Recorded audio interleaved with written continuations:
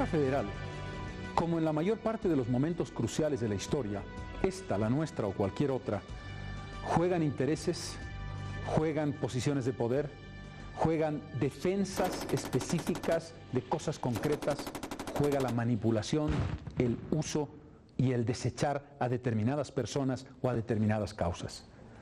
Esa alianza circunstancial dramática, con casos como el de Mohosa, por ejemplo, entre los liberales y los aymaras, fue un ejemplo de ese concepto de uso, de ese concepto de manipulación, de ese concepto de intereses ocultos detrás de aquellas cosas que eran bandera.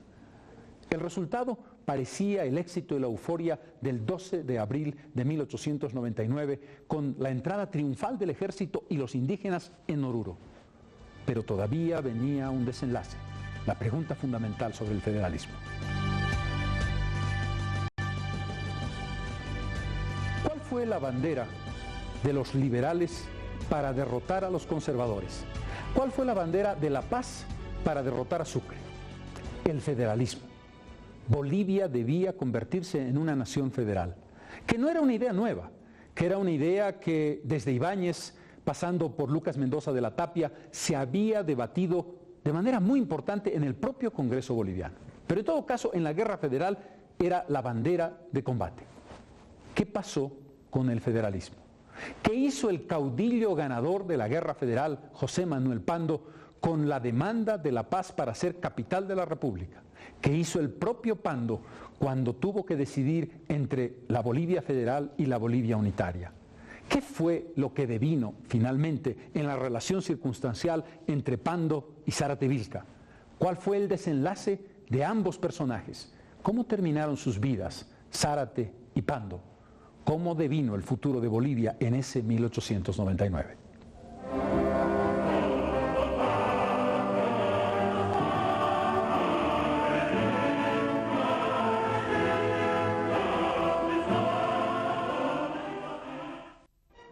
Es el 12 de abril de 1899. El coronel José Manuel Pando entra triunfante a Oruro y a su lado está el caudillo Pablo Zárate Vilca con sus huestes que invaden la ciudad del Pagador. Es una presencia pacífica, pero ya se están adelantando los hechos que van a dividir definitivamente a federales de indígenas.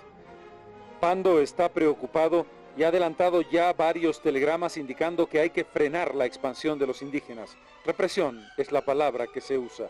Ya no son necesarios los servicios bélicos de la raza indígena, es la frase que con un alto grado de cinismo están diciendo los liberales.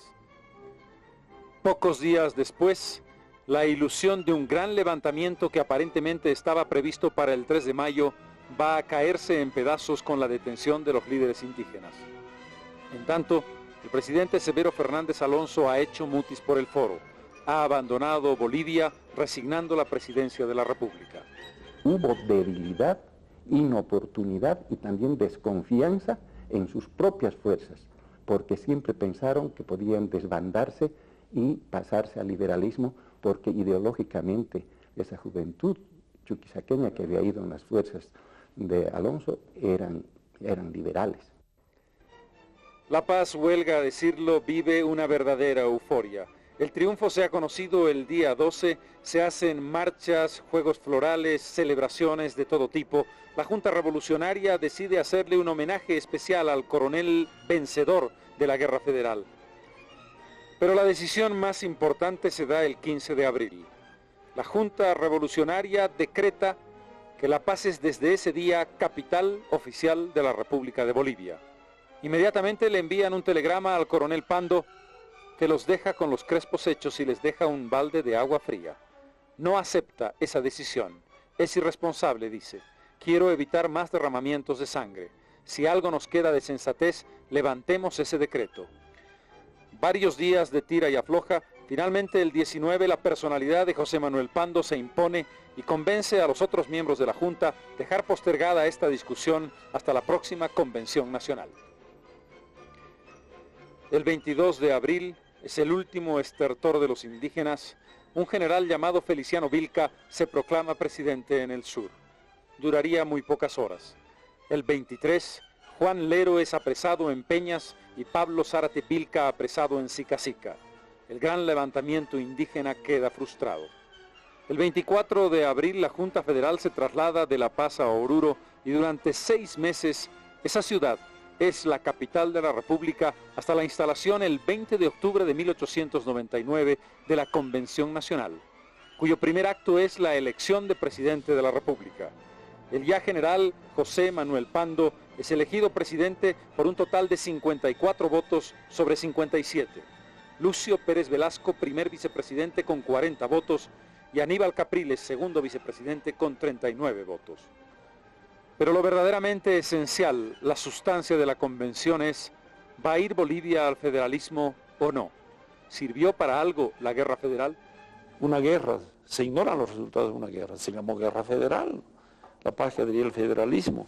Hubo un gobernador, se llamó así, del Estado Federal de La Paz, don Federico Suazo. La primera gran batalla de los parlamentarios es si se adopta o no la Constitución de 1880. Tras arduo debate, se impone la mayoría por adoptar la Constitución mencionada. Es un triunfo que adelanta ya que no habría federalismo, porque es obvio, esa Constitución, como todas, habla de una república unitaria. A pesar de ello, se abre el debate sobre el federalismo.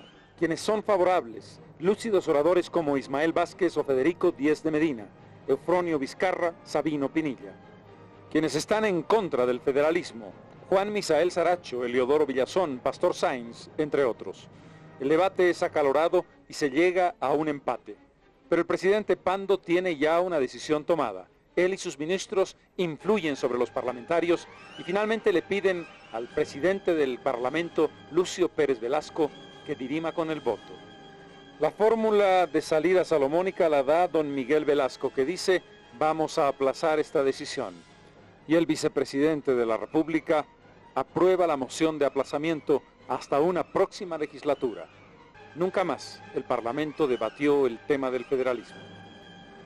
Mientras tanto, los caudillos indígenas Cruz Mamani, Juan Lero y Pablo Zárate, el temible Vilca, guardan detención en la cárcel de Oruro. Se han abierto contra ellos 2 procesos, uno por la masacre de Ayoayo y el otro por la masacre de Moza. Cruz Mamani intenta fugar y es muerto en la propia cárcel de Oruro. Juan Lero muere a los 60 años en prisión, sin haber conocido su sentencia. Zárate Vilca tendría que esperar más de 2 años detenido. Finalmente, se lo declara inocente en Ayoayo, pero se dice que Moza tiene que continuar el proceso. En 1903, camino a La Paz, dizque en intento de fuga, Pablo Zárate, el caudillo indígena, es muerto por sus custodios y así termina una de las etapas más impresionantes de la historia indígena de nuestro país. A Severo Fernández Alonso, el presidente derrocado, le tocaría todavía una larga vida pública, como embajador, como parlamentario y como miembro de la Corte Suprema de Justicia. Moriría en 1925 después de haberle prestado grandes servicios al país. En tanto, la figura cimera de la guerra federal, José Manuel Pando, va a gobernar durante 4 años a Bolivia. Le tocará enfrentar la guerra del Acre en 1903 y enfrentarla valientemente al frente de sus tropas a pesar de la derrota. Le tocará también abrir lo que sería uno de los momentos más importantes de la modernización y transformación de Bolivia. Su sede es ya La Paz, que sería durante todo el siglo XX la capital de facto de Bolivia y la primera ciudad de nuestra patria. Ese nuevo país que nacía en 1900 no cambiaba, sin embargo, el eje de la Bolivia oligárquica que recién moriría con la Guerra del Chaco. Los liberales gobernaron hasta 1920. Fueron derrocados por sus hermanos disidentes, los republicanos.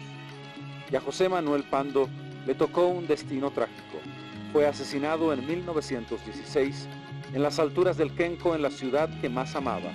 Una muerte dramática, una muerte terrible para un hombre que tuvo en sus manos las decisiones más importantes del cambio de siglo en Bolivia.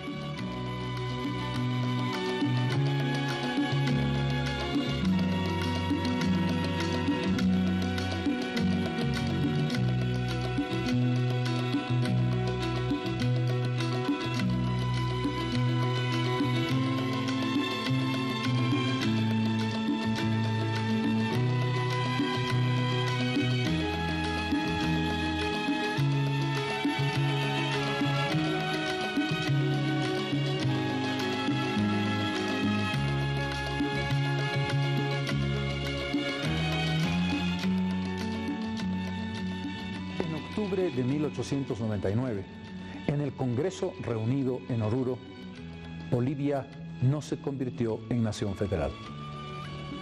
El hombre más poderoso del país en ese momento, José Manuel Pando, le dijo a los paceños: no vamos a reivindicar la capital, Sucre seguirá siendo la capital, porque si no, la guerra continuará.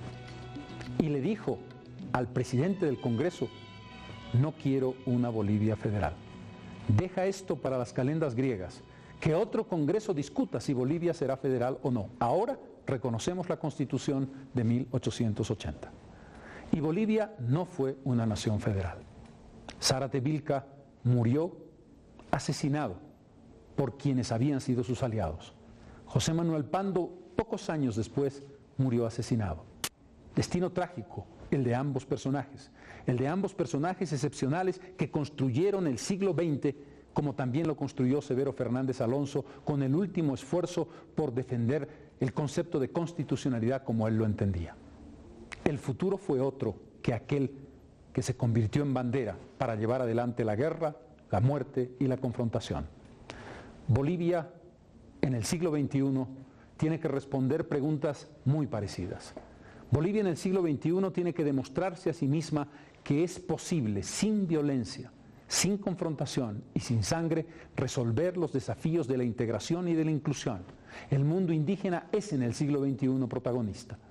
El mundo más allá de los Andes es en el siglo XXI protagonista.